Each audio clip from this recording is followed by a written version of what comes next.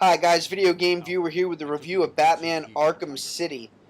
Arkham City is pretty much just as it sounds. They've taken inmates from the prison and the asylum. They've quarantined off a part of Gotham City, dubbed it Arkham City, and all the inmates are left to free roam about in there, and madness and violence ensues. Two of the main players in Arkham City are obviously the Joker and the Penguin.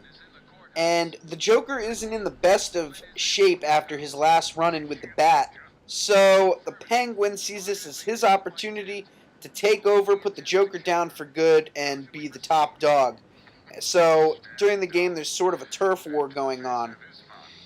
Batman wants to investigate Arkham City because he thinks something fishy is going down inside there. So what better way to investigate and get inside the confine of this facility than to have Bruce Wayne himself arrested and then escape?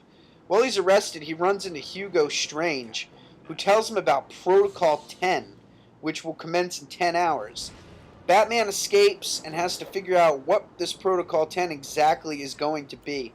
In the process, he ends up getting poisoned, and in order to find the cure, he has to work with some unsavory characters that he normally wouldn't work with. Graphics-wise, this game is stunning. It's gorgeous. Gotham looks exactly like you would expect it to look. The character animations are great, and one of the cool things, on a side note to mention about the characters, is you can actually unlock, during the challenge maps, you can play as Batman, Catwoman, or Robin from the animated Batman the Animated series, and it's really cool to do that, and they look amazing. All the buildings are nicely detailed. The lighting effects are perfect. This game, from top to bottom, is just gorgeous. Now, Arkham City serves as sort of like a hub world. You can't go in all the buildings. It's not really free roam per se, but when you go into other buildings, they're sort of like, I guess I want to say dungeons, sort of like, take Zelda for instance. Hyrule was sort of the hub world, but then you would go into dungeons to...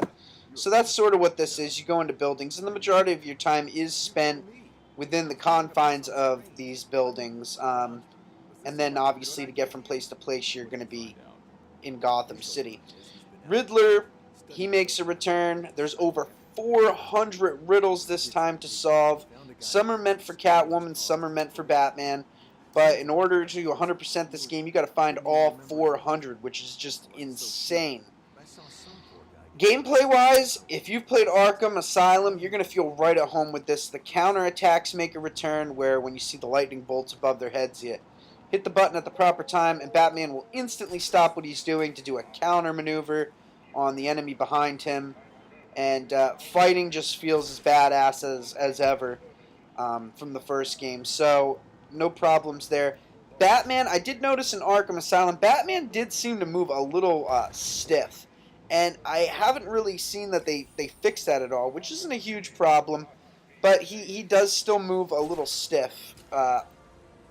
Which I would like to have seen, him move a little bit better, not so tank-like. But the controls are overall really good. There's new gadgets that make an appearance in this game, so those are real fun. Such as, I don't know the exact name of it, but it's like an electric gun. It shoots electricity.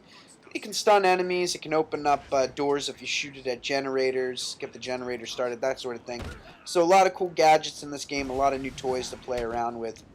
Sound-wise, this has to be the most amazing part of this game. Obviously, Mark Hamill reprises his role as the Joker. He wasn't going to do it, but when he heard that the rest of the crew from the first Batman game were coming back, he decided to sign on as well. And obviously the voice acting is just great in this game. If you like Batman the Animated Series, then you're going to love this game, because all the voices from the animated series make a return into this game, and it is just great. The musical score is pure Batman, that really edgy gothic music. So all in all, this game is fantastic.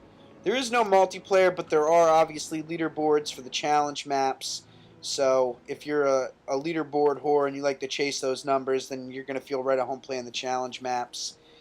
And all in all, this is just a fantastic sequel, fantastic follow-up to Arkham Asylum, and really does a good job of capturing the feeling, making you feel like Batman. There's nothing as satisfying as clearing out a room without being seen and just swooping out of the shadows to take out enemies.